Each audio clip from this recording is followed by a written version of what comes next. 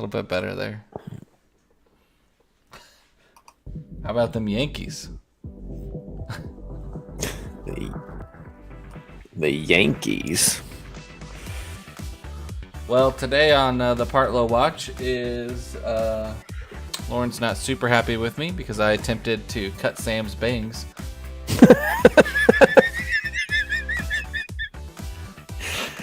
Oh, I I'm think sorry. they look decent. I'm sorry he didn't join the pre-show so we could see your work. Well, that's probably why he didn't join the pre-show. It's too funny. Well, he was he had pink eye, but not like the gross pink eye, like the allergic reaction, allergies, pink eye, and I think some of it also, like his hair was. We both need haircuts, and we get them around the same time. But I think his hair was like poking his eye, so I took the scissors and did the twist and did some cutting, and I think it turned out okay. I don't think they look terrible.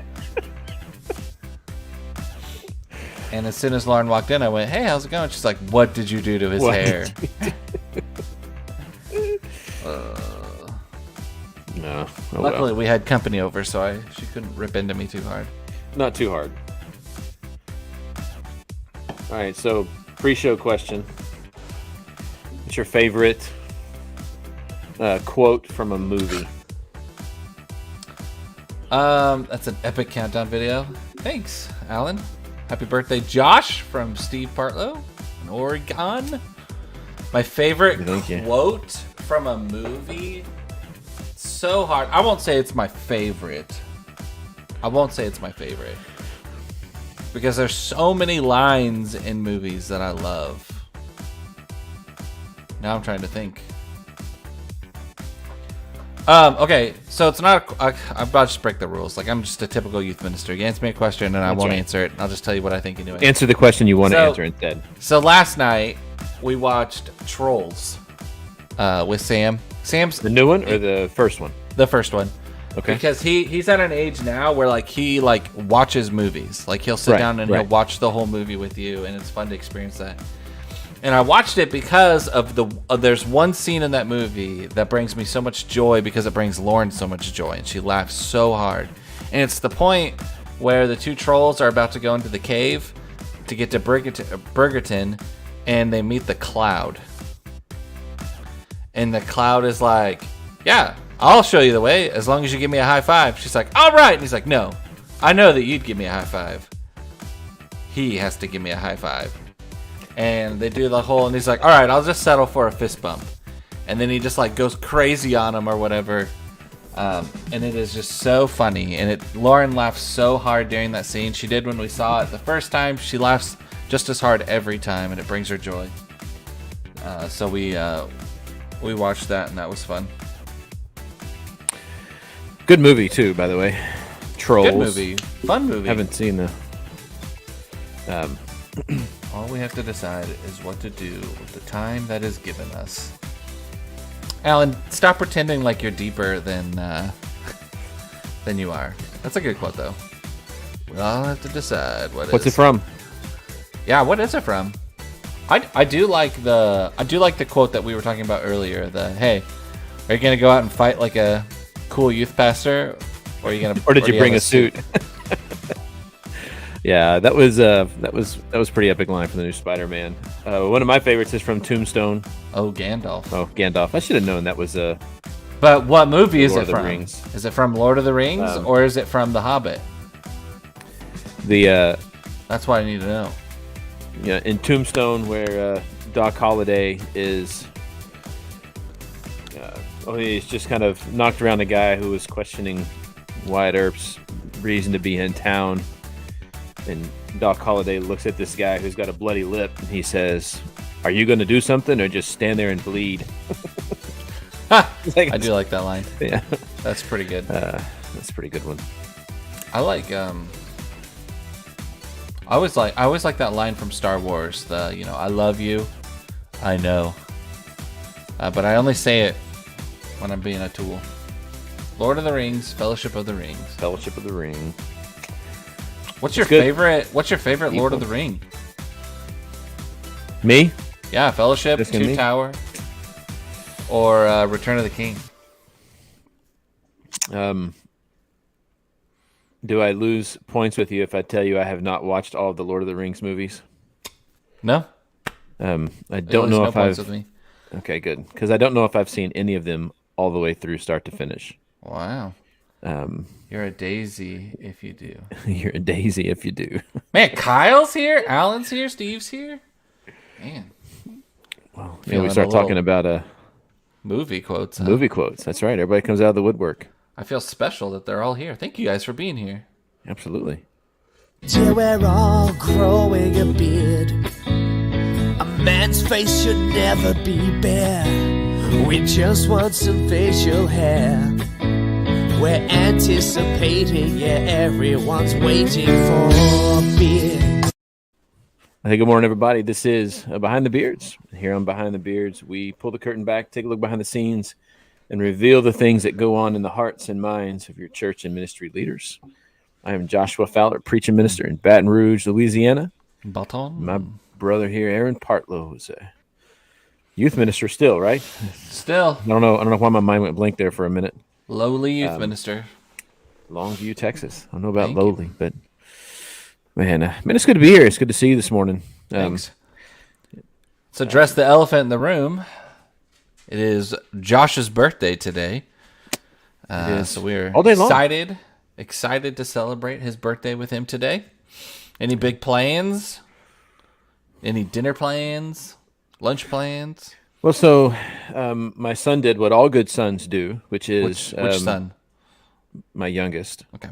which is set a date with his girlfriend on my birthday. So we went out to eat last night instead of tonight. Okay. So that was nice. I thought I was going to have a new grandbaby on my birthday, but we're still waiting on news on the grandbaby front. So Could still happen. Could still happen.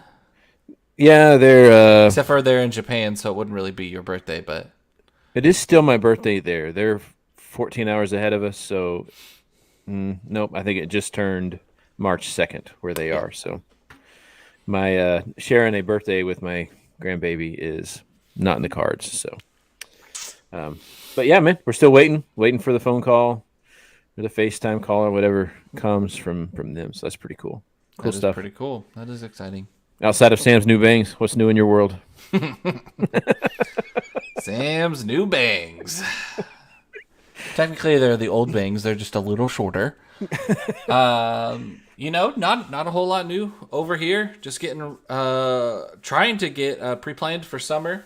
Trying to get everything, all the T's crossed and all the I's dots. I like to really pre-plan and have everything done now because you get so busy in the summer that you don't have time to kind of plan over that. So I like to write all my curriculum. All my Wednesday night classes are done. That also, like, if I get injured at camp, then I could be like, here's a Wednesday night, you teach, and it's all done and it's all set, and that kind of stuff. So I like to be, people don't know this about me because I don't come off this way. And Josh, you've worked with me. And so I'm not a huge, like, pre-planner. But there are some instances when I know that I'm going to be crazy busy. Like, I know that in June, I have an event, like a week-long event almost every week in June.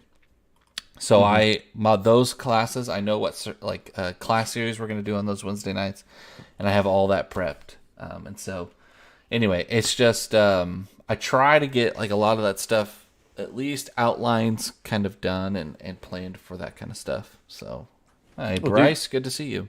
I'm impressed that you have your Wednesday night classes planned for all summer. For June and July. I don't June plan and July? for the other ones. I just do June and July because those are my two busiest. And really, that's only 8 classes if you think about it. So, I know it's still 3 months in advance. That's impressive. thank you. Yeah, I'm impressed and a little jealous. We were talking to a travel agent trying to get some travel plans arranged to get us over to Okinawa this summer. So Okinawa. that would be cool. Bring Get me to see the back a- grandbaby. Ping pong paddle because I know it's all about me. It is absolutely. It is all about you. I mean, my kids and grandkids come way down the road from you. Thank you. So that's kind of cool. I don't know. It's Japan changes their entrance requirements. It seems every other day. Like today, you have to quarantine for 3 days when you get there, but tomorrow they may say we're not letting any foreign passports through. So Right. Yeah. so we decided to go through a travel agent instead of arranging our own. Don't want to get anything non-refundable or non-transferable. Yes. Yes. Yeah. Yeah. For sure. Me and my cheap self would probably end up with something non-refundable or non-transferable. So That's how I do it too, man. That's how I am. that's Preach pretty to the cool. choir over here. Well, hey, Yeah, man. not a lot going on over here in Longview. I'm excited. Shout out to Sunday Cool. I love Sunday Cool, and I know we talk about them quite a lot. And I'm sorry if y'all hate Sunday Cool, but I love Sunday Cool. I emailed John Rucker. He's my Sunday Cool rep that I always go to. I always use him, and the reason I always go to him is because in his subject line back, he said, "Let's get this party started." Except for I was wanting to set up a thing with the art person, so he's got the art, in the Bracketed. bracketed. Awesome. And I'm just like, man, this is why I reach out to John. Like, why reach out to anybody else when you've got a guy who gets me and does that? So today at 2:00, I have a consult with their art person to start working on our art for our Netsis camp T-shirts, Rooted. They also do some really cool decals, stickers that come up. That's a new thing for Sunday Cool. They I was do a actually really gonna solid say- job on print them. And I think I'm gonna do a side order as well and do some stickers for my youth group as well, because they're actually very reasonably priced when it comes to stickers. I'm actually very surprised. So yeah, it's good I'm stuff. gonna order some stickers from them, get some T-shirt artwork in so we can use that logo to promote. So we'll see. Yeah. So what's on the docket for today? Today's docket, if you're joining us on Spotify or in other podcast apps, we're thankful that you are listening in. Today's episode is how do you recover or recharge? Last week, we talked about the idea of what keeps you going, what gives you that drive. And this week, we want to kind of slow down and talk about, as a minister, as a probably more as a minister or a full-time ministry staff person, how do you recover? How do you bounce back? Specifically, if you've got a super long weekend, normally most ministers, we chuckle when we talk about this a little bit because, Friday, Saturdays are sometimes normal days off. But most church events, most youth events, most stuff like that end up happening on Fridays and Saturdays. So, how do you go from working a really intense day on Sunday to a day that you need to get together on Mondays to talk with your other staff to talk about Sunday, then to go like Tuesday to prep for Wednesday, and then you have Wednesday nights if you do Wednesday nights, and then you have your Thursday, which for me is like my go around day. Like I usually spend Thursdays running my errands and doing that kind of stuff. It's my most flexible office day. To Friday and Saturday. Oh, I have a youth event, so I work Friday, Saturday, and then boom, right into intense Sunday. Again, how do you find that energy? Where do you take that time to recover and recharge? So, what makes if I'm sitting here and I go, Josh, how's your week? And you're like, oh man, it's a busy week. What makes a busy week for you opposed to just like a normal week? Well, that's going to be like different for everybody, right? Super different. For me, I am a person that needs some sort of routine. Now, the things that happen within that routine can be very different. There are certain days where I need to get certain things done. And when something comes up that throws that out of whack, like I'm not always busy, but mentally and emotionally, I feel pressed. Sure. Yeah, I feel that. Last week, Dylan went on a trip to St. Louis with a band, and so Heather and I got to get away to Orange Beach. We left Friday and Saturday, but that meant that I had to do other things during the week because I couldn't get done on Friday and Saturday what I normally do, and so that time away was needed, and it was really good to go, but it just changed the rest of the week. And this Thursday, Dylan and I are flying out to go to Oklahoma Christian, visit the old stomping grounds. He's going to take a college visit there. And so that just means that what I normally do on Thursday now has to be done on Wednesday. So what I do on Wednesday has to be done on Tuesday. And so everything just gets kind of moved around. And for me, that changes everything about the way my mind works. I'm not used to getting into something so early or so quickly. And I don't have that period of recovery as we talk about. And so Right. it just makes everything feel pressed together. And it gives me that little sense of stress because my order is out. Sometimes that happens when someone gets sick, or you got to have a visitation. Funerals, are not something that we typically plan for. So if there's a death in someone's family and that changes things, nothing good, nothing bad necessarily, but just a change in that schedule, it gives me this sense of, oh man, and now my emotions have to be spent differently. And I need that structure personally. Sure. Yeah, for me, it's I like to have a decent amount of prep time. There was a time when I got really offended, and so now I live my life Just one time? just one time. Just one time. One time. I've never been offended since, except for when I am. But no, it was good old man Dudley Chancey came in and he made a youth minister joke. He's like, yeah, because how many of you ever walked into Wednesday night class unprepared and you just kind of winged it for the whole night? And I went, I have never done that, and I don't ever want to do that. I was like, man, I try to prepare, and I guess unprepared for me is like I have an outline, but I didn't like complete my thoughts completely. So I'm completing my thoughts during class. But I was like, man, I always try to go in prepared. And so for me, like I prepare. Tuesdays I spend a lot of time preparing for my Wednesday night class. And then Wednesday I'm either doing the final touches or I'm getting the teen room ready or all that kind of stuff. And so what makes a week busy for me is when I have stuff that kind of occupies more of that time. I'm just a youth minister, and I'll keep saying that, just a youth minister, right? This Sunday though, I get the opportunity to preach. So I have a busier week because I get to preach this Sunday. I have a meeting after class tomorrow night, so that means my Wednesday night's going to be kind of longer. We got some plans on Friday, Saturday, so that's going to keep me a little bit more busy. So it's like when things just like kind of stack up, So what are the things when you think about preachers, when you think about ministers as full time? What are the things that can kind of be draining? We kind of talked about it a little bit, and it's not draining. I think sometimes we can think about draining in a bad way.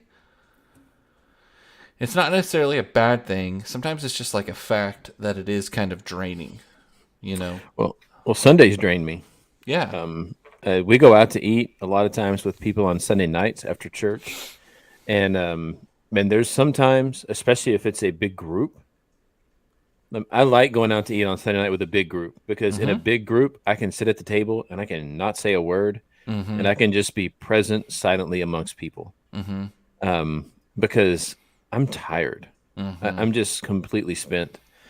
And it's not something, I understood there was work that went into preaching and teaching and such, but until I went and did it full time, like Sunday after Sunday, it was only then that I realized really how much of yourself goes into presenting that kind of a lesson. Right. Yeah. And it was different for me when I was teaching than it is when I'm preaching. And even though I'm an extrovert and I love being around people, I love talking to people, being involved with people and always being on, it's just one more thing that takes away, and it's valuable and it's needed. And I know that it is so, so good. But I get to the end of the Sunday and it's just like, oh, I feel like I could sleep for 2 days. Yeah. It is amazing how much energy it can pull from you. And I have found if I stop, I crash. So Right. like Yeah. I get Don't there, sit still.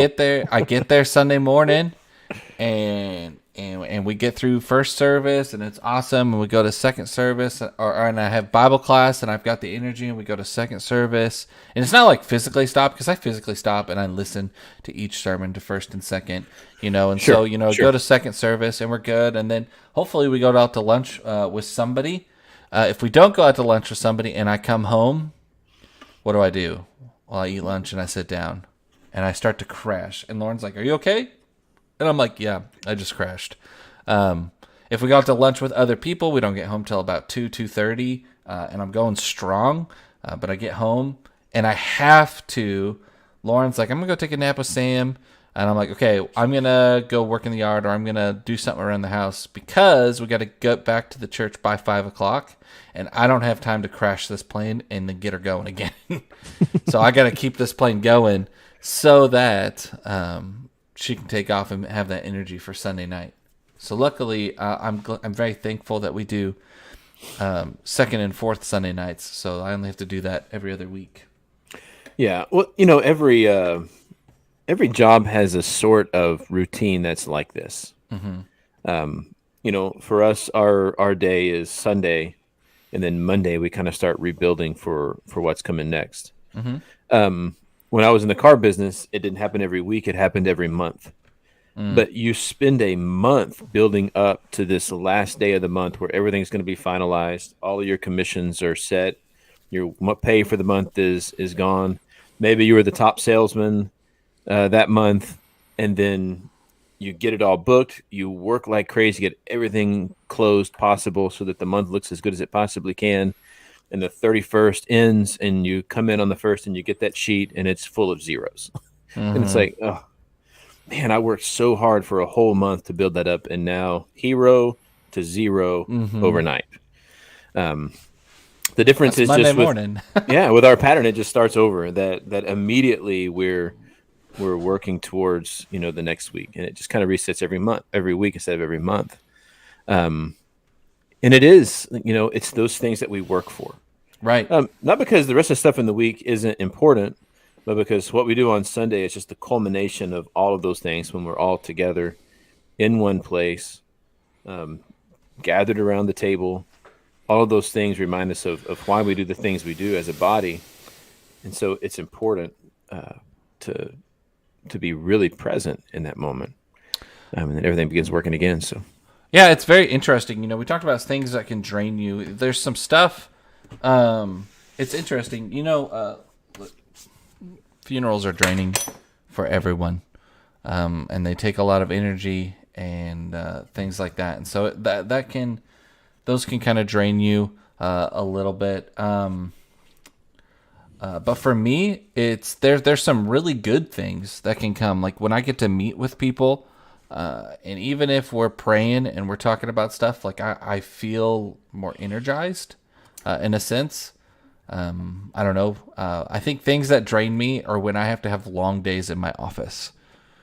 When I have to do budget stuff, or when I have to turn in receipts, when I have to do, when I have to do calendar prep and calendar planning, the thing that drains me the most in the week, and it is something that, honestly, my parents would laugh at this. I start on Tuesday. I don't finish it till Wednesday. But I send a weekly email out to parents. Here's what's coming up. Here's what I need from you. Here's your parent handout for this coming Sunday. Please look at this. All that kind of stuff. That email is like me slicing a piece of my soul every week. It's so I bad. get it. I get it. It's tough. I hate that more than anything. If I have to do, I'm so blessed. Thank you, God, so much for my wife and how amazing she is. That she loves kind of doing our social media stuff. Because if I had to get on there and do Canva as much as she does for our Instagram and upload photos for our parents, I don't think that I would have. I would be a giant blob of no energy, because she does that for me. She likes doing that. I won't say she loves it, but she likes doing that kind of stuff. She asked me what I'm going to teach, so that she can do some pre stuff for that. But that kind of stuff, it's like the non-actual ministry part of youth ministry drains me. Yeah, that's interesting. Because it is hard. I really have to dedicate like Monday and Tuesday. I have to devote those days to that kind of work, because if I don't devote those days to it, it's just going to get kicked down the road. Yep. So I know what needs to be done on Monday, and on Monday it's the kind of office work that's kind of mindless, sometimes mind numbing, and we come in and do those things. Tuesday we get this in the middle of the morning, so I can get up early. I can do a little bit of work because I know I got a break coming in the middle of the morning here. Yeah, get up where we early. can get on, and I do. I get started about 7 on Tuesdays. Whoa. As far as doing office work. But all of that work is almost done by 10 o'clock, because I know I have a deadline. 9:30, I've got to be on, ready to go, ready to talk about what's coming up. And I can just press, and I can go, which means Tuesday afternoon is free to do the things that I really want to do, because I've done that stuff I have to. Because, man, just being, in an office is hard. And it is draining. If I sit there too long, I'll end up just falling asleep because I'm reminded. Bleh. Right. But it is, it is very real, and it is unique, right? I've been tired from work, and it's not like a physical tired. Sometimes it's not even sleep that I need. Sometimes it's just a break from a mental break, right? It's that mental and emotional fatigue that comes in that just ends up consuming like my whole being if I let it. And it's really hard to kind of explain, because I've experienced that kind of tiredness from other jobs before. Sure. But not quite like I do in this. Because, hey, look, I am mentally and emotionally and spiritually invested in all the things that go on.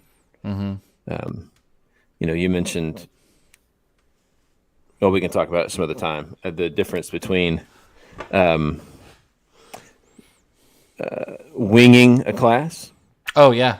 And not teaching what you prepared.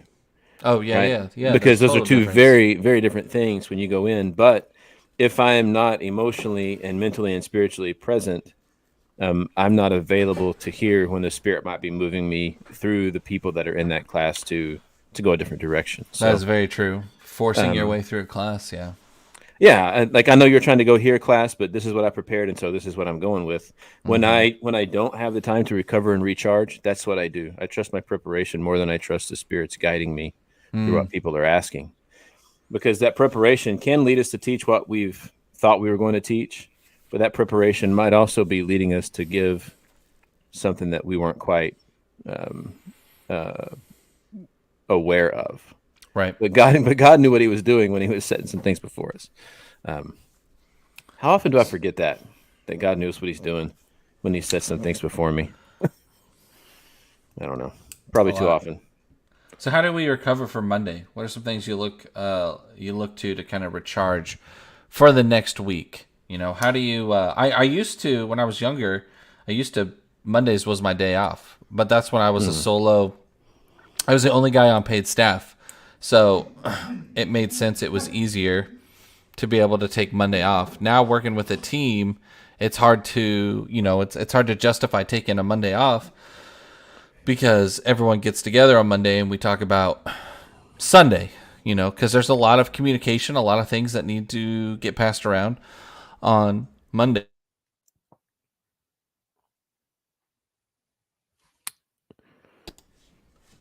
So how do you recover for Monday? What are some things that you look for to recharge for the next week? Sorry, did you not catch that? Well, it went like really quiet for a minute, so it's like, yeah. Number one, when I come in on Monday morning, the first thing I do is I open up and I look at my notes for what's coming next, because I have a long-term plan set up. So, and I don't have a team in my office to go through. I do my Sure. own kind of recap and just kind of thinking through it. But when I come in on Monday morning, the first thing I do is I'll open up my notes and I'll say, okay, what's coming this week? Because my hope is by setting that tone, that kind of sets a backdrop through which I'm going to process the things that occur throughout the week. And then I have to do something. I'd have to do something active. I mean, maybe if somebody's available to go play some frisbee golf, we'll go play frisbee golf. It's a good thing we don't live in the same city. I know we might never get anything done. That's right. Even a round of real golf. I love playing real golf. If there's nobody available, I'll go back to our gym and I'll shoot baskets for a little bit. If I'm really eager, I might even go to the actual gym and work out. I think I do that really good for like 2 weeks, and like when my schedule gets busy, that's the first thing I'm eager It's to the let go. first thing that drops. Yeah. But hear ya. that physical activity kind of allows me to kind of get that expression out and then kind of reset my mind for Yeah. let it I really agree. come. But I agree. That's so funny. That's the first thing for me that when I get tired, the last thing I want to do is work out, walk on the treadmill, or do something. However, it's also the number one or the best thing for me that's going to give me that Right. energy to carry me. When we lived in Topeka, man, in the spring and in the fall, there is nothing I loved more than riding my bike to work. right, I told Lauren, I was like, man, I was so productive today. Like, I got there and I was a little tired and I drank some water, but I was like, just like going to town on like lessons and prep. And even our secretary at the time, Ruth Ann, was like, man, you've got like a pep in your step today. And I was like, yeah, well, I feel good. Things like that. When we had Sam, I didn't have a baby stroller to pull him in or whatever to drop him off, but and I never invested in one, so I got out of that habit. But it would have been like really good and really healthy for me to do. Even today, like Tuesdays, we do the podcast, and then I get my sorry booty up and I go walk into the treadmill room and I'll go walk on the treadmill and do that for about 30-40 minutes after the podcast. And it's kind of interesting now that Mondays are so like I have to go into the office on Mondays. So my week kind of actually feels like Tuesday through Tuesdays feels like my first day of the week. Like Right. Monday feels like my last day of the week because it's like a recap. And Sure. then I have Tuesday. So that's what Tuesdays kind of feel like for me when we go through that. And so Tuesdays is that day that I kind of take to recover. We do the podcast, which brings me a lot of energy. I always try to get on the treadmill or do some sort of physical activity, whether that's go play frisbee golf. And if I'm playing frisbee golf, I'm listening to podcasts, to be honest, or some sermon notes or something like that.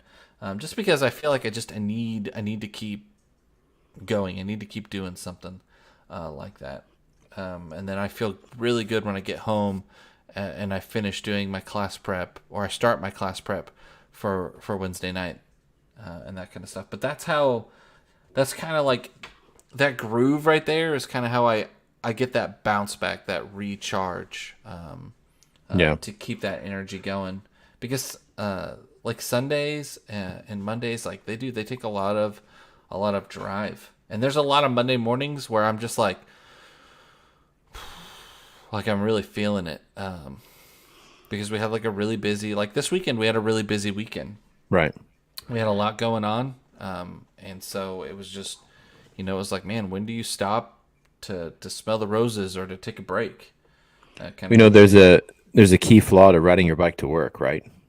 Got to ride it home. You got to ride it home. Yeah. So, we live just a mile and a half from the church when we were in Kansas City. And I used to ride my bike office. But it got to where I would leave my car in the parking lot at the church on Sunday night so that Monday morning when I rode my bike to work, I could leave my bike at the office and drive home. That's Totally bad. That's defeated bad. the purpose. Totally Right? defeated Yeah. the purpose. I was going to say the hardest part about riding your bike to work in Topeka was that I had to then ride my bike to lunch somewhere. and there was nowhere close No, there's nothing anywhere to close that church Central. in Topeka. So unfortunately, I found out that Jimmy John's delivered, and so when I would ride my bike to work, I would have Jimmy John's deliver lunch. And To not only the do they office. deliver, they're freaky fast, right? Yeah, barely. Yeah, it's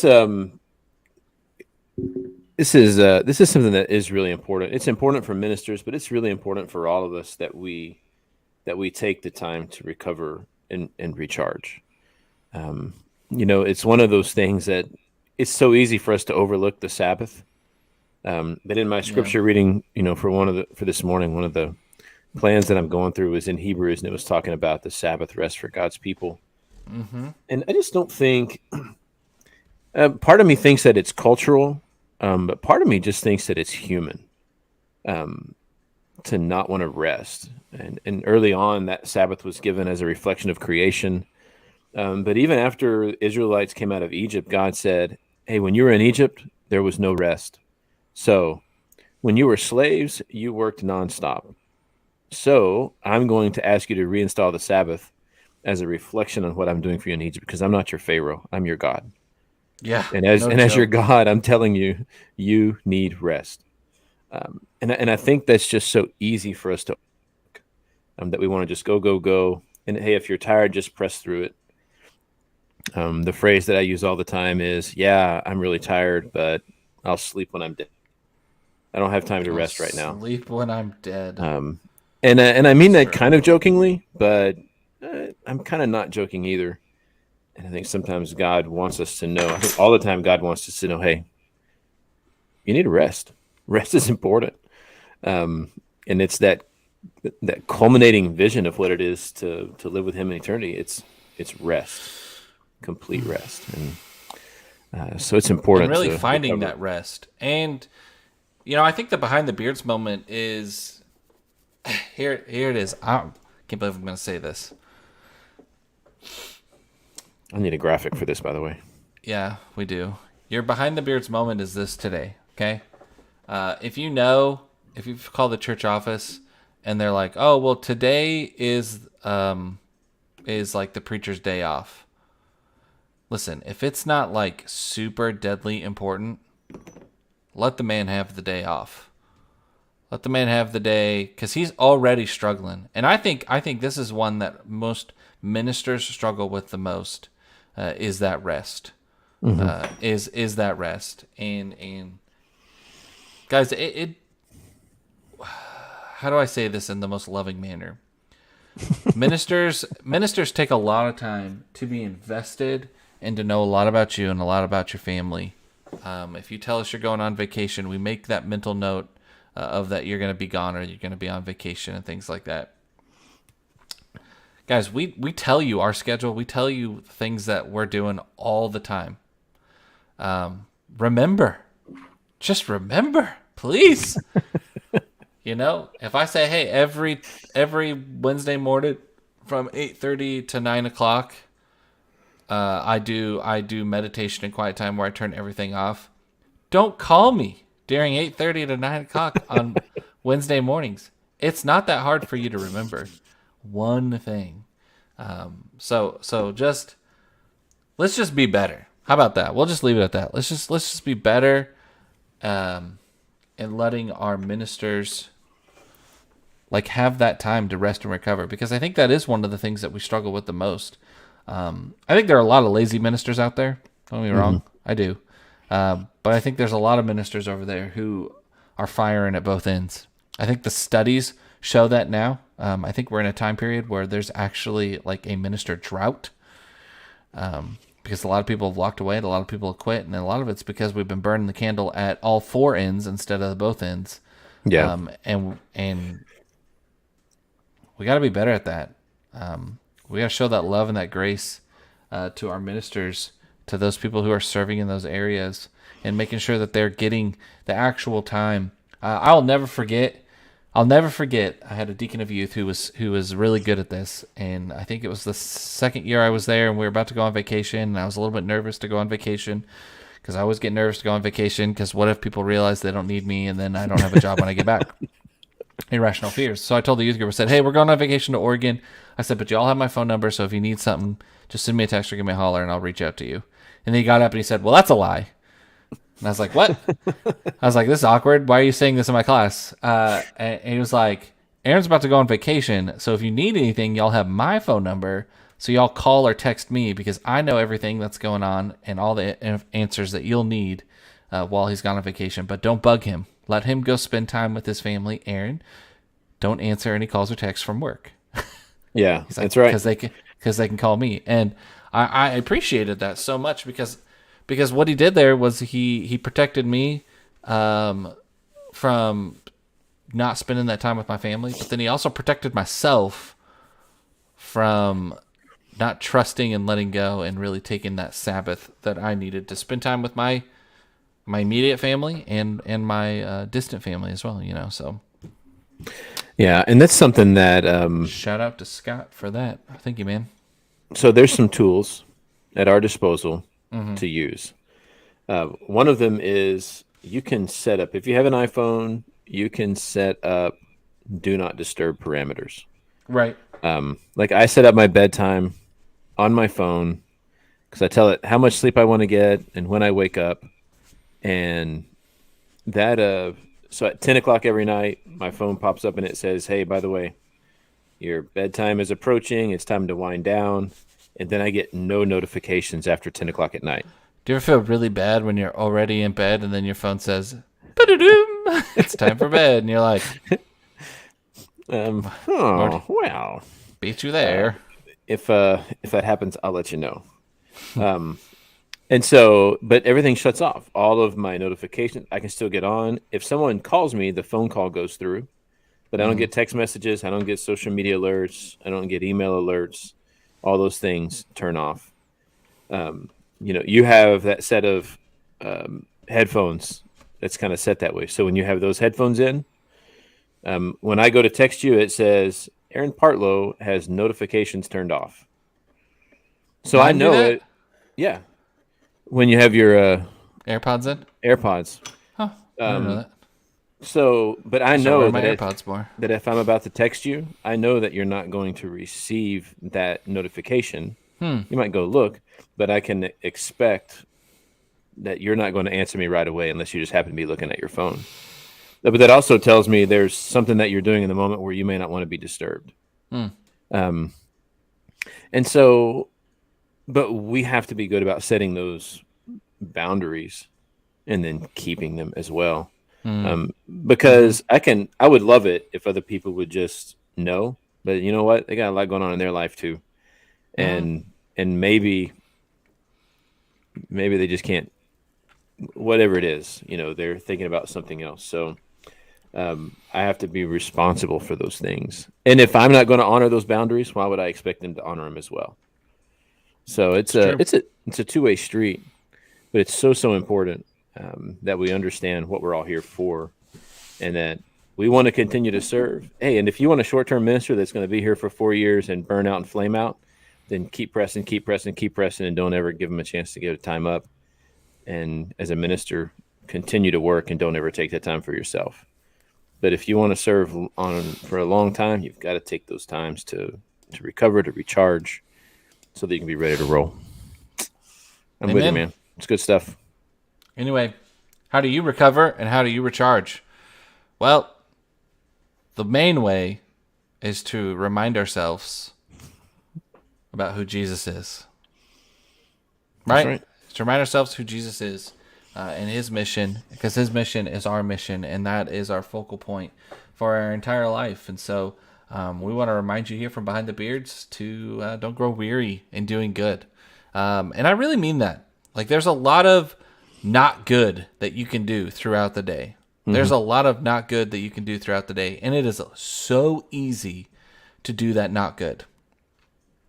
I mean that, and you can quote that. That's my favorite movie quote right there. I just made it up. It's really easy. It's really easy to do a lot of not good. It's harder to do good. And so Paul here reminds us in Galatians, don't grow weary in doing good, because this world is so messy and life is messy. So Be different. Be the change that this world really needs, that Jesus needs you to do, and do something good in his name, Jesus' name. Don't do it for yourself. right. Do it for Jesus. I'm Aaron, and this is Josh, and we will see you next week on Behind the Beards. Till we're all growing a beard. A man's face should never be bare. We just want some facial hair. We're anticipating, yeah, everyone's waiting for a beard. Another Aaronism. Yeah, that's my dad. It is.